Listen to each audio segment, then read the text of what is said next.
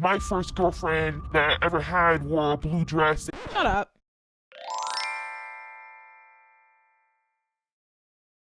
Hello everybody and welcome to the Jelly Planet. If you're a new friend joining me, welcome, and if you are returning, welcome back. Today's video is going to be different from my last video. I wanted to touch on a important topic: toxic relationships. I do have my notes. I took some notes on my iPad, and I do have this book for some references. So disclaimer, I am not a relationship coach. I'm not a therapist. I have no professional training or anything like that on this topic. I'm speaking from personal experience.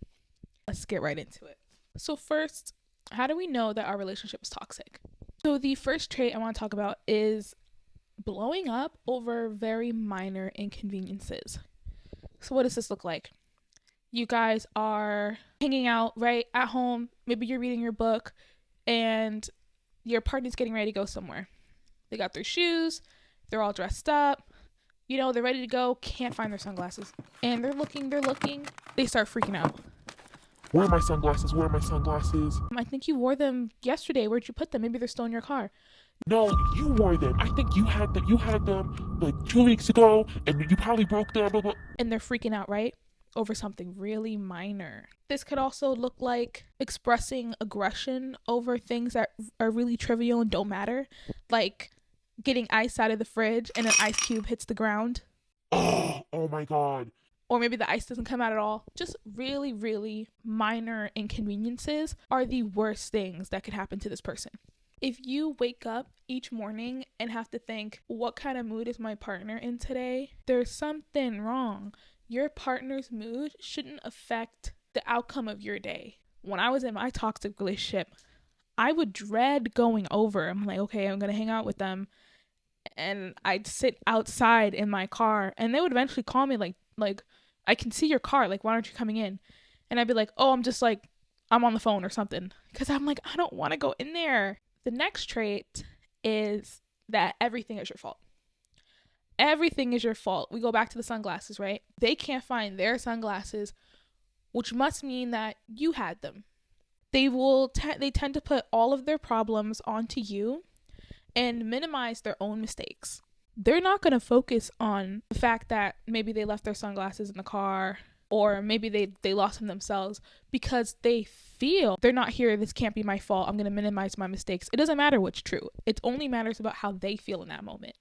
Now, the third trait, and this is a very important one, this is where people might start to reach out to you, or they might start telling you need to leave this person, is when they isolate you from your friends and family. You know, you meet this new person, they're great, they're so fun, they're interesting, they seem to really be interested in you, they want to hang out all the time, and then, you know, your friends start to be like, oh, you never hang out with us. Dude, like you're never on the game. And something that I've noticed in a previous relationship I had was that when I brought up maybe a disagreement I had with my sister, right? Sisters argue. If you have a sibling or cousins, y'all bicker. And it's not no big tea, you know? It's Oh, you ate my pizza. I was saving that for tomorrow. How could you eat my pizza? it's like you're over it in the next 5 minutes, you know? Like, it's really not that big a deal. And then he would try to convince me that my sister is the worst person ever. I would never let somebody do that to me. You deserve better. You shouldn't be treated like that. And I remember thinking at the time, yeah, maybe you're right. But then I'm also like, well, no, my sister and I fight all the time like that. Like, that's not no big tea. Maybe you make plans with your best friend and then last minute they have to cancel. And they're not canceling just because they don't want to go. They might say they had like a genuine reason, like their car broke down or something like that, like a genuine reason they couldn't come. And your partner then convinces you that your friend is flaky and they never want to hang out with you. And they do this in order to keep you separated from your support group so that they're the only person you'd want to run to. And it makes you feel like the only person who cares about you is that person. Maybe you hang out with your family for a dinner and your partner is accusing you of cheating or being with somebody else, right? And now there's no, they try to tell you that they don't trust you and you're never where you say you are, even though you were very much having Chipotle with the fam. Now, the fourth trait of a toxic relationship is not being able to voice your concerns. Having disagreements in a relationship is very normal, but it's not normal if the disagreements are constantly about personality. Like, say, Babe, next time you leave the bathroom, like, just make sure you check that there's toilet paper, or scrape out your plate before you put your dishes in the sink. little things like that. Those are things that you can change with something like maybe you just forgot one day. You know, those are little things that you can change. If you bring up these concerns and then they flip it and make you the problem, or they victimize themselves, Oh, I can't do anything right. I guess I'm the worst person in the world. the next time they do that issue, you're not going to bring it up because they just blew up at you, right? You're never going to bring that up. So I'm going to paraphrase it because I don't know how copyright works when it comes with a book. I'm going to read you a paragraph from page 12 of this book. Sophie had been dating Jerry for 5 years and she wants to be married, but Jerry's not really feeling it. He thinks we're good. Like, things are fine the way they are. But Sophie really want to be married, right? And Jerry said, hey, let's go to that restaurant that we went to on our first date. Sophie's like, oh, of course, right? So he pulls out jewelry box, hands it over to her, and she's so excited. She's like, oh, it's finally happening. I'm going to be married. And she opens it up. There's a piece of paper inside with a question mark on it. And she's a little confused. And Jerry says, now you can tell your friends I finally popped the question. Are you proposing? No, it's a joke. Get it? Now, the fifth trait of a toxic relationship, now this may not happen for everybody, is that they hide their relationship. You're hanging out, say you're at a pool party, right? Everybody's having a good time, the drinks are flowing, the music's good, and the two of you walk in, they're like, oh, hey, what's going on, blah, blah, who's this? And you're standing there excited, like, they're gonna say I'm their partner, their girlfriend, their boyfriend, and you're so excited, right? You know, you guys have been, under your impression, exclusive for a few months now. You guys have been on dates. You're talking about the future, and they go, Oh, this is my friend so-and-so. suddenly you guys are just friends. Now, when I say in a previous relationship, I'm only talking about one person.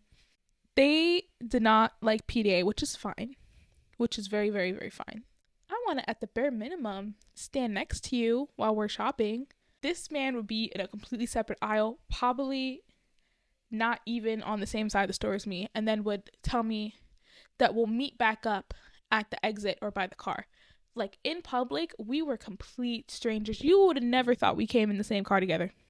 And if any of you relate to that, please leave me a comment so I know that I'm not alone. The next trait, and an important one, is that this person does not support your goals. Now, say you want to, I'm going to use myself as an example. I've always wanted to make a YouTube channel ever since I was a kid. I was watching different YouTubers and I was so excited. Like, I've always wanted to do it.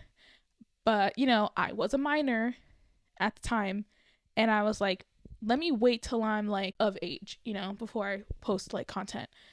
And I told my ex this at the time I was with him, and it was, that's going to be too much work, blah, blah, blah, yada, yada, right? Your partner should never make you feel like your goals are stupid. They can express a concern, like maybe for me, like wanting to do YouTube. If they said, wow, that's a great idea, I'll support you. If you need any help, we can help you work something out, help you get a schedule, blah, blah, blah. My partner now, every time I post a video, he likes it. Every time I post a video, he reposts it. Every time I talk about what I want to do, he's 100% for it. I've never experienced just unwavering support from anybody in my entire life. But that's how it should be. If you go to your partner and you express wanting to do, like, go to a trade school and get a certificate for something, and they're like, oh, that's dumb, you can never work in this field, yada. Let's clock that, right? Think about it. Although John was 21, he spent a lot of time with his parents and didn't feel any ownership of his own life. I am constantly under their radar. I worry so much about what they expect from me that I have no idea what I want. And I just do whatever is going to make my parents happy. Now, this book is about parents, but this truly can be applied to anybody. It can be applied to any type of relationship. Now, let's think about how John's feeling, right? He doesn't even know what he wants for his life because he's so worried about upsetting his parents that he doesn't even know what his goals are. Now imagine you do. You know what your goal is. You know what you want long term. And you express that to somebody that you want to be with long term. And the first thing they do is call you delusional, stupid, and they shut that down. Is that how you want to feel? Is that what you want from a partner? That's not what I want. The next trait of a toxic relationship is the lack of an apology. So going back into what I said about minimizing their mistakes and putting the issue onto you. Let's say they did something that even they know, okay, this was kind of messed up. Probably shouldn't have done that. Rather than giving you an apology, they might resort to other forms of, I guess, like monetary like joy for you. Maybe instead of an apology, they take you out to that restaurant they know you like. Maybe instead of an apology, they buy your Amazon cart. And then what that does is because they have provided you with something, you may feel expected to minimize how you feel inside. Like, oh, yeah, they may have cheated on me, but they just bought me this car. If they're not getting you something, another tactic to make you feel bad is to stonewall you. And stonewalling is a form, and I don't want to say this word on the YouTube, shutting you out in a response to something they did, or even maybe something you did. Shutting you out and shutting down is fucked up. They've cheated on you, and rather than admitting to guilt or admitting to fault, they now, one, call you crazy, call you delusional, and then you get blocked. How many of y'all partners, when you have a disagreement or argument, they block you? There's no apology. They block you. You go on their Instagram, it's gone. You try to call them, it don't go through. How? And I know some of y'all partners do this, especially if you are younger watching this, maybe like still in high school. I know that block button get used on you. And the next one is criticism. Everything you do is wrong and you are constantly being criticized. You complain too much. You wear too much makeup. I don't like that you're playing games with these friends. You never blah, blah, blah. You never do this. You never do that. I don't like the way you put that lipstick on. I don't like your slides. Or even better. I don't know if any of y'all partners did this, but mine did. You're telling your partner about maybe an altercation you had completely outside of the relationship, maybe at work, maybe at the grocery store, and you're telling them about this altercation you had, and the first thing they do is tell you, like, oh, let's take an example. You're at the grocery store and you're in line, the lines are long, people are getting upset, and some lady with a big ass cart come cut you off in the line. And you're trying to tell her, ma'am, the line's back here, like we're all very tired, like please don't cut the line. And other people behind you are also like, yeah, ma'am, please don't do this. And you go home and you tell your partner that, and they're like, well, maybe you should have been standing closer in the line. Why would you let them get in front of you? or You're always running your mouth, like you probably were yelling, like that's probably why people were mad. they can't even take your side for an altercation that y'all two didn't even have together, that you had completely outside of the relationship, but they still can't take your side and you're still being criticized. Something's not right there. Because now all of your opinions and your feelings be immediately discredited. They don't mean anything to them. We busting out the bookie on it again. My father controlled me, and he couldn't stand anyone having a different opinion. So I was constantly afraid of making the wrong choice, and I made a lot of decisions based on fear. Going into being criticized, when you're constantly criticized all day, you might start acting different, especially if it's a person that's supposed to love you and you're supposed to have this happy life together, but you're constantly being criticized. You might start acting different. One of the things that my partner did not like was probably joy, but anytime I got a little too excited, a little too happy, I'm laughing a little too loud, cut that. He didn't like that shit. He did not like that. I was not allowed to be too happy, you know? And y'all might be listening like, what the fuck? That's insane. And it was. We're watching a comedy special and I'm like, that joke was hilarious.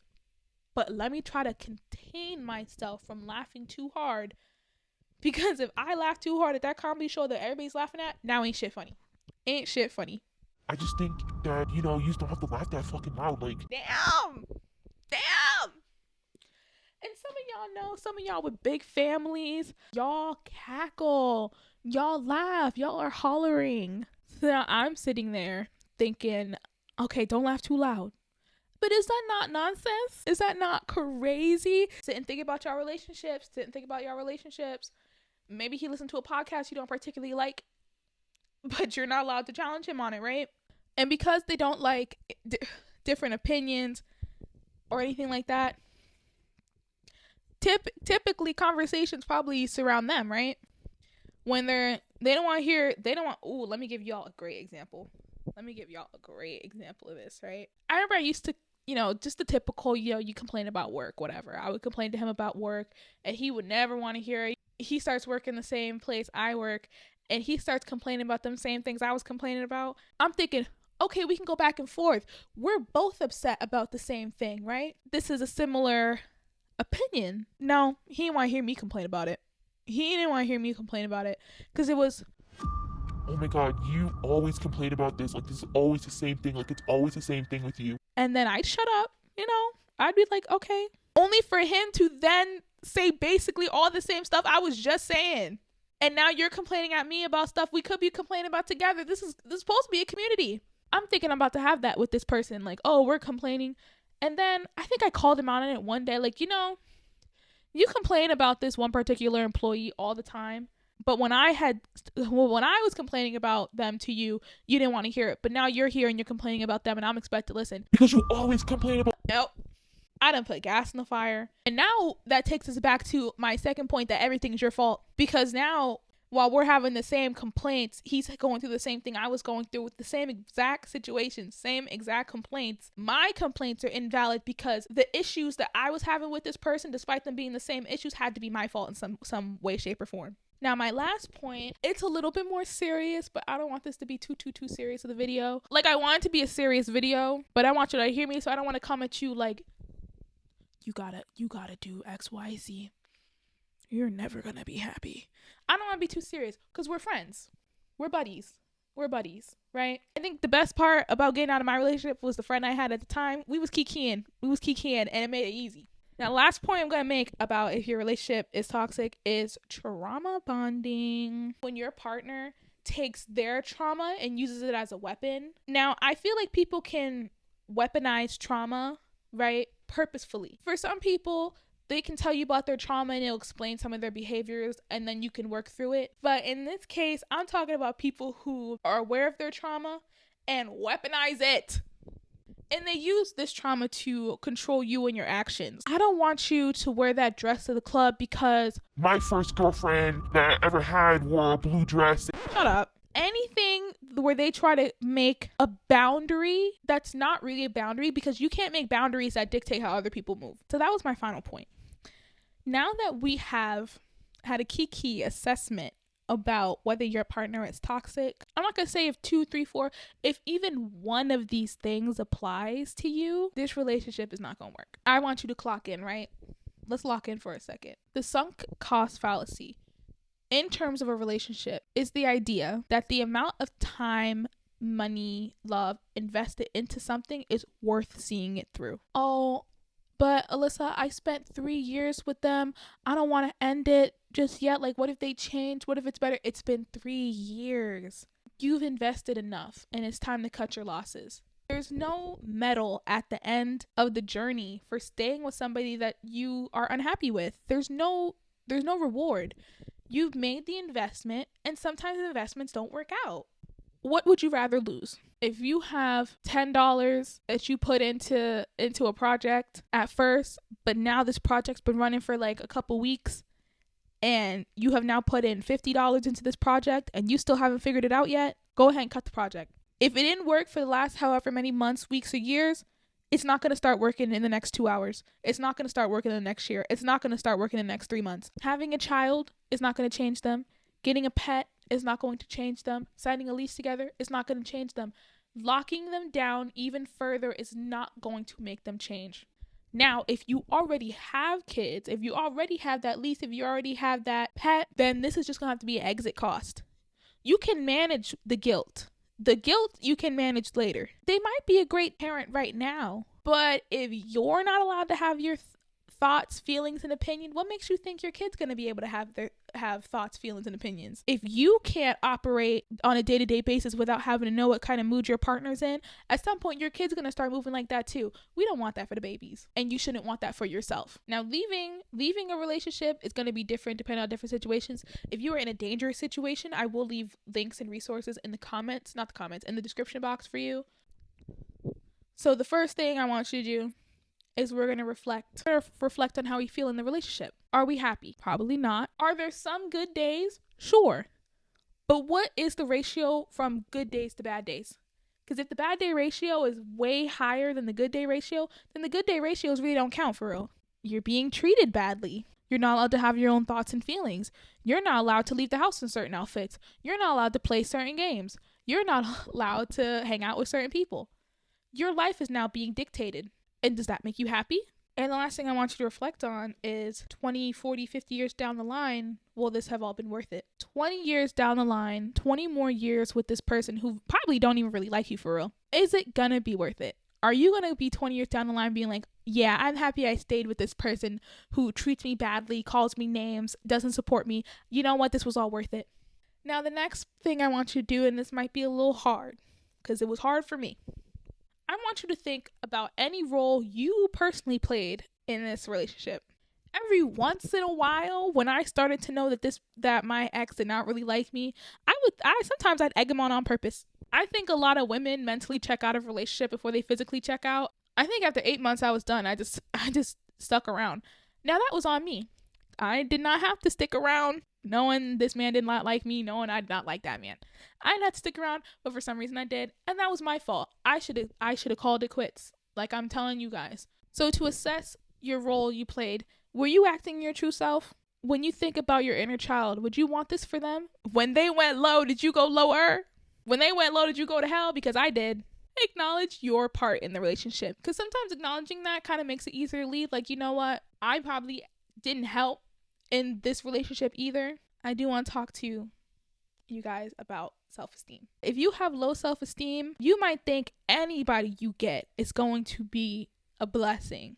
This is the only person who's ever gonna like me. And that is a sad mindset to have. You don't want to have that mindset. I promise you don't want to have that mindset. Now, what do we do to work on some of this self-esteem? For one, you probably don't want to hear it. Positive affirmations. They work.